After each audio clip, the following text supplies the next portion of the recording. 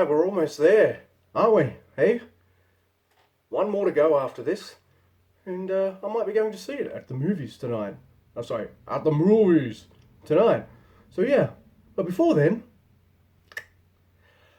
Hobbs and Shaw. So Fast and Furious, Hobbs and Shaw. Yes, it's the spin-off that came out in 2019. Yeah, it's got The Rock, Jason Statham, Vanessa Kirby, Idris Elba, Helen Mirren, Roman Reigns. But that's okay. And let's get straight into it. It's directed by David Leitch. So nice to see it. We're mixing up the directors, where the thing I wanted mixed up was the writers. Who's this story written by? Chris Morgan, and he's got help this time by Drew Pearce. I don't know why he needs help, but you know, you've already written like 5 of these. Oh, what am I complaining about? I wanted him to have help.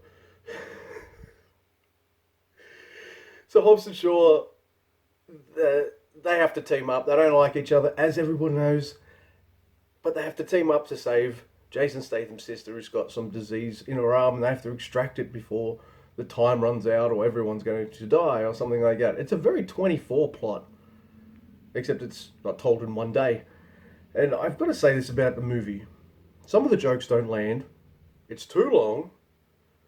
Way too much cheese that the seriousness never really balances it out. In fact, there's very little seriousness at all.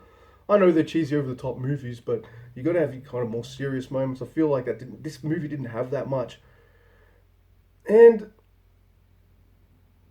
what's the deal with these movies? Like, every one of these movies, you've got one bad guy, pretty much, versus the team of good guys. Like, it's always Idris Elba, lackeys. Cypher, with lackeys. Alright, she had the Irish guy and all that kind of stuff. But they're not big stars, they're jobbers. You know they're dying. So, there's only ever like one against the whole mob, and it's, I don't know why I'm bringing this up, but yeah, look, there's all pacing issues, all these kinds of issues that I have with Hobbs and Shaw. Like, I feel like on one hand, I want to go on a rant about this movie, and I feel on the other hand that I want to praise this movie, and this hand is winning. Yeah. And it's because, despite all the problems that this movie has, you know, being too long, needs editing. I'm sorry, the Samoan portion of the movie. You could have been like, and they could have finished it at the more nuclear-looking place that they go to save Vanessa Kirby's character in.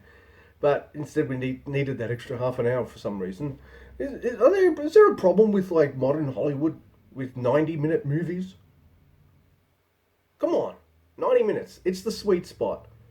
This movie's hardly deep or meaningful. We don't need the extra half hour. Anyway, apart from all of these issues I have with this movie, the fun, it's just got a huge fun factor. It's so infectiously fun that it's hard to not get swept up in it. And I got swept up in it the first time I saw this at the movies. And the second time around. Now, the second time around, I had this whole franchise has been more fresh in my mind. So I got an even bigger kick out of watching it the second time, just to see how things progress for both, Jason Statham and The Rock's characters, Hobbs and Shaw. So I like their chemistry. I like all the characters. So it's really hard to complain when there's so many pluses that are done well. I know everything was fun and very easy. It's like one of the most easiest popcorn movies to watch. You sit there and be like, but then that vanishes in no time because you just caught up in it. Yeah. It's worth watching, Hobbs and Shaw. It's also better to watch this after you've seen Fast 7 and Fate of the Furious. You don't need to. First time around, my sister didn't. First time around, my wife didn't. This was their entry into the Fast franchise. And it got them interested into doing this whole marathon with me. They've watched every movie with me. So, for this movie to be their gateway. They were disappointed when they watched the first four of these flicks, these fast movies, and they weren't Hobbs and Shaw like. I'm like, just wait. From number 5 on, it's more like this formula. And it turned out to be true. Once The Rock kind of turned up, this kind of formula was used, and I think it's worked. I'm giving this a 7. It's a low 7. But there's too many pluses that came out of this movie. It's a lot of fun.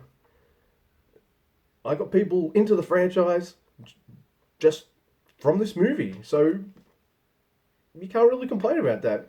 It is always more fun to watch movies with other people than it is by myself. Just is. Because then no one can hear me heckle the movie. I'm one of those guys. I like to talk through movies. Even movies I like. Just want to heckle. I remember being at a David Lynch movie night, and I was drunk off my tits and just making jokes throughout the whole entire time, Mystery Science style, except not as funny. And at one point, someone paused the movie and they're like, "Luke, do you like this movie?" I'm like, "Yeah, it's awesome." Just confused them that I'll still do that. Oh well. Give me a like, dislike, share, and subscribe.